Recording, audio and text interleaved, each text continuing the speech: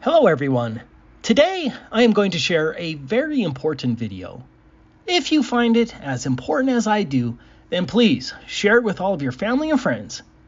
In short, we are going to show with 3D modeling software how sunrises and sunsets prove the Earth is flat.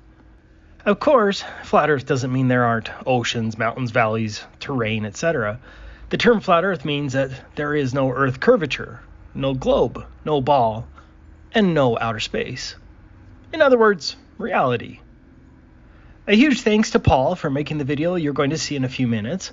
Paul was inspired to share the truth, and he has stepped up and spent a long time using his expertise to develop this model without any compensation. Paul is an engineer and computer graphics artist who owns a 3D product animation studio. He contacted me a few months back wanting to do some 3D animations for Flat Earth. Paul and I worked together on this production.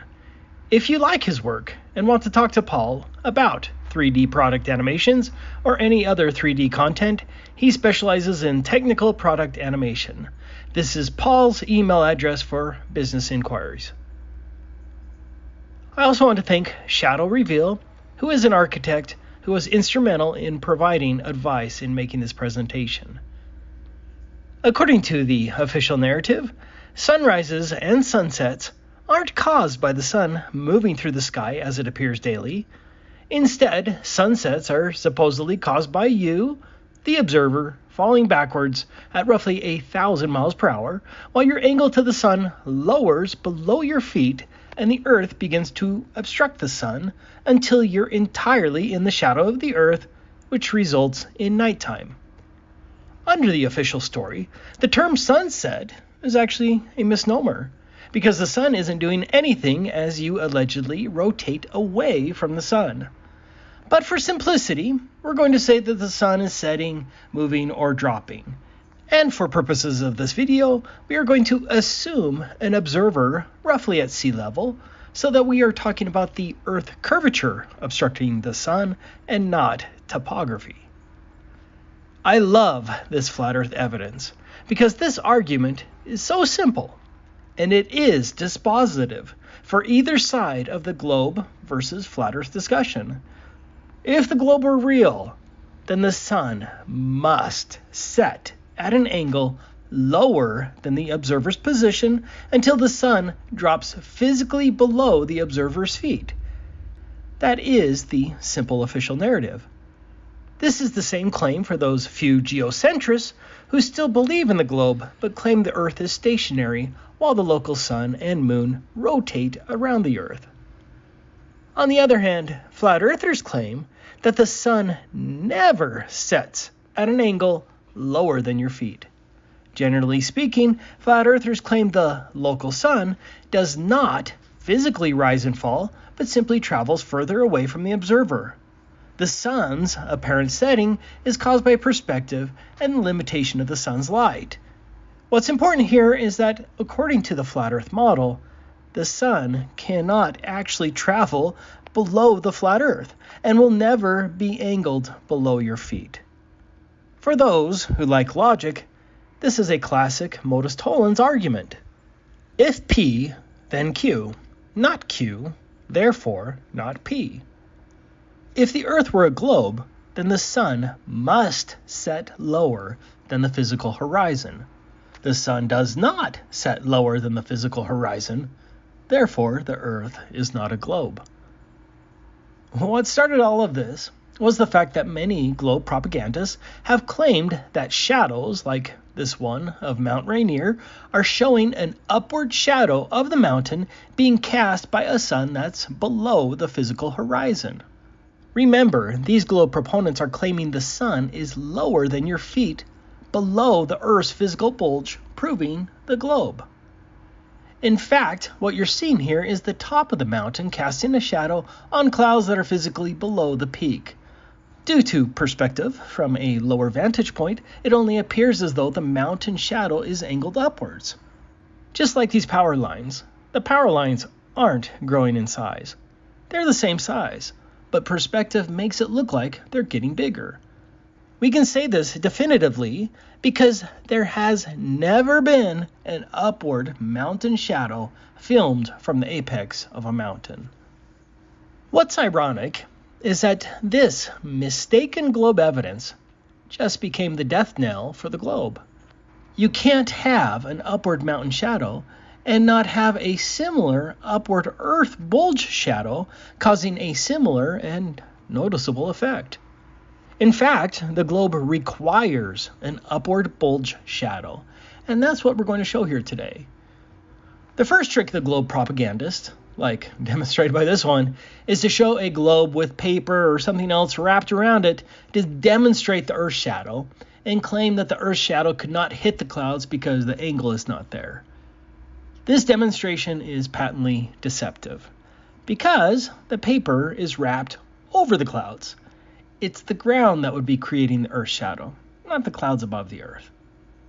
Some globe propagandists will probably claim that the Earth cannot create a distinct visible shadow because the atmosphere supposedly disperses the light of the sun. However, on a clear day, the sun can still create a distinct shadow. Look at this picture of these birds. If a 1-foot-tall bird can cast a distinct and visible shadow, then the bulge of the Earth most certainly would do the same. If small waves can cast a shadow, then the massive Earth bulge would do the same. Now, let's get to Paul's presentation. Recently, I came across a fascinating set of videos regarding the phenomenon of the apparent shadow casting from Mount Rainier onto some clouds. These videos are from the YouTube channel Taboo Conspiracy. He does some great flat earth videos, so I was eager to hear what his thoughts were on this phenomenon because on its surface, it appears to indicate a globe model. I mean, if the sun can cast a shadow vertically, that would indicate that it is in fact going below the horizon as the globe model claims. In this video, he showed this image. Basically, if the Earth was a globe and the sun was falling over the horizon as the Earth spins, we should see the globe shadow itself shine up on the clouds. This made sense to me, but I really wanted to test it out. So, with my background as an engineer and a CG artist and my familiarity with computer graphics tools, I set out to mock this up with the intention of seeing if this would actually happen. One challenge with 3D programs and space-type projects is scale.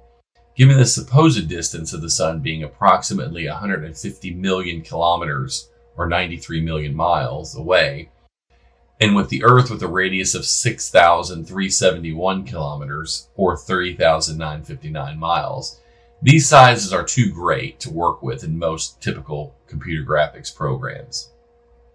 This experiment, the nature of typical CG lighting in a, quote, realistic render package is problematic because they typically have a light intensity fall off baked in. As you get further from the subject, the light intensity has to dramatically increase. At the distances proposed by this globe model, the CG programs really can't adequately represent them. The early days of CG lighting, there was a concept of it's called direct lighting, which basically the light doesn't lose power based upon distance. The light itself also has parallel rays and is supposed to simulate the sun from far distances. Luckily, we can replicate the sun in this experiment with a direct or infinite light.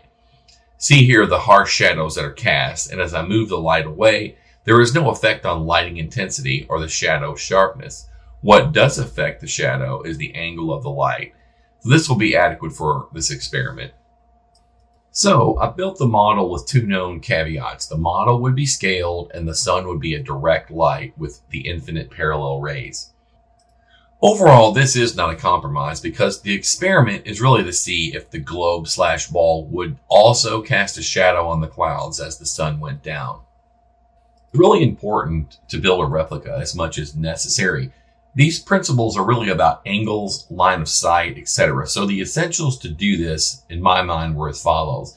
A scaled Earth globe, a suitable light source such as direct CGI, a cloud layer, a scaled version of the mountain, and really the approximate location and orientation of this photo, the point of view from which this whole thing took place. So the next question was, where was this photo actually shot from? Looking at the site, you can see Mount Rainier in the background. Another prominent feature was the building just in the foreground. It's next to this small body of water. It turns out that it is the Theus Landing Waterfront Apartments. Also, another noticeable feature was the Tacoma Dome in the middle ground just to the right. And just in front of that was the East 21st Street Bridge. So with all of these locations determined, I could look at a map now to try and approximate this photo location. So looking at Google Maps, we see here the Tacoma Dome. And if you pan a little bit north, you'll see the East 21st Street Bridge. And if you pan a little further north, you'll see this building here that's shaped like an E. It's the Theus Landing Waterfront Apartment. And if you look at the ground photo of the building, it is in fact the exact building. So, if you pan the map up in the line of sight direction, you'll find this building here, which is the Tacoma Sign Company. So while I can't be 100% certain this is where the photo was taken from, it's definitely precise enough for this experiment. So if you zoom out over the whole entire site, this area is what I needed to replicate and build in 3D. Looking at the overall map of this site, we can get some rough dimensions from the location of the photo to Mount Rainier. The distance away from Mount Rainier is approximately 68.2 kilometers or 42.37 miles. You can also see a Google Map 3D view of the site with the prominent features in the frame. So here's the sphere Earth model scaled 1 kilometer to 1 meter. You can see here the radius is 6,371 meters. As we zoom way down into the model, we'll see Mount Rainier. All of this data for Mount Rainier and Tacoma are from DEM data sources, and they have been scaled to 1 kilometer to 1 meter. Now zooming over to Tacoma, you can see the dome, the East 21st Street Bridge, the Theus Apartments, and now you can start to see the location where the camera was placed in this model.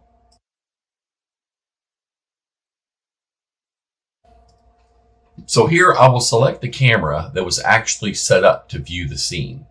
And you can see now here is our final shot. For verification purposes, I've placed a couple measurement references in the scene. This first one is the height difference in the model from the photograph to the peak of Mount Rainier. You can see that it is 4.378 meters. Mount Rainier is 4.392 meters above sea level in our model, so our camera is placed approximately 14 meters above sea level. Now we can select on the measurement reference for the distance away. You can see that the length is 68.2 meters or 68.2 kilometers scaled. And this reference is very close to the peak of Mount Rainier. Finally, taking all this information into account, let us compare our scene setup with the actual photo. For this experiment, this is more than adequate to demonstrate the concept of a globe bulge shadow. So here is a final render of the entire site based upon DEM data. The scale is correct and the geometry is correct. The site is ready for our experiment. For our experiment, we will be doing a sunrise. Now let's discuss the concept we're trying to demonstrate. The sun is supposedly located 93 million miles away. This distant sun creates a terminator line from the edges of the sphere. This terminator line or bulge shadow represents where the shadow is cast from. So as the Earth rotates, the terminator stays with the sun. For the demonstration purposes, we're moving the sun in this example. This is what happens from a point of view on the Earth. As we zoom in closer, we see our Mount Rainier location and the terminator line interacting with it. And as we zoom even closer, we can see how the terminator line / bulge shadow interacts with the mountain.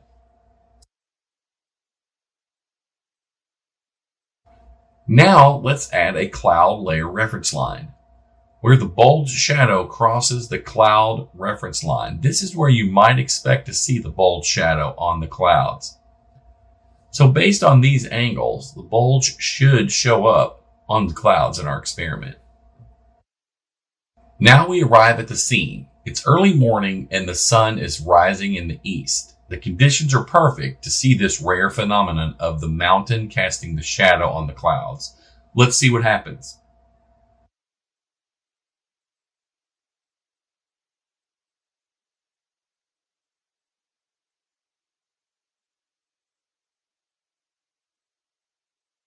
As you can see, as the sun rotates up, it does in fact interact with the spherical Earth and cast a shadow on the clouds from underneath.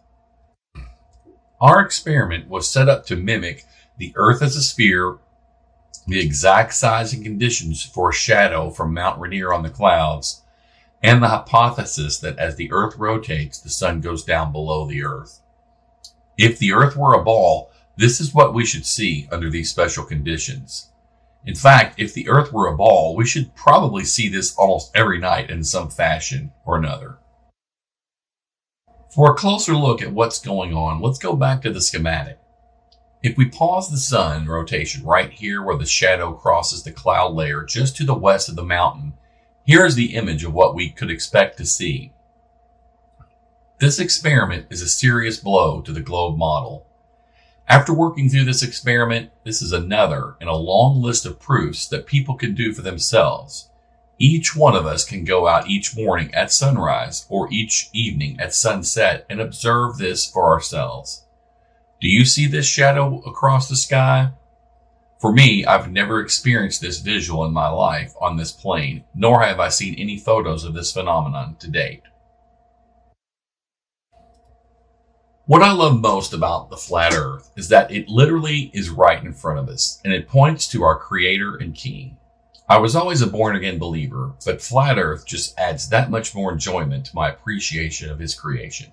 Every day when I'm outside, I look at this plane with so much more wonder and amazement, knowing that our Creator is right here, right above us, and we are the center of His eye. I hope you enjoyed this presentation. I'd like to acknowledge Taboo Conspiracy and Shadow Reveal for their very helpful direction and contribution to this experiment and video. God bless. Using Paul's globe model simulation, this is what sunrise should look like facing Mount Rainier directly eastward. Again, the Earth's bold shadow should precede the mountain shadow. In contrast, this is what a sunset should look like if you were facing west. In summary, during both sunrise and sunset, if we lived on a ball, the Earth itself would cast an upward shadow on the clouds above. For sunrise, the bulge shadow would precede the shadow of the mountain or other tall object like this. For sunset, the upward Earth bulge shadow would immediately follow the upward shadow of the mountain. If we lived on a ball, we should see some form of the bulge shadow twice a day on a nearly daily basis. Without question, this never happens in reality. Therefore, the globe Earth is not reality. If the Earth were a globe, then the sun must set lower than the physical horizon. The sun does not set lower than the physical horizon. Therefore, the Earth is not a globe. Thank you for watching.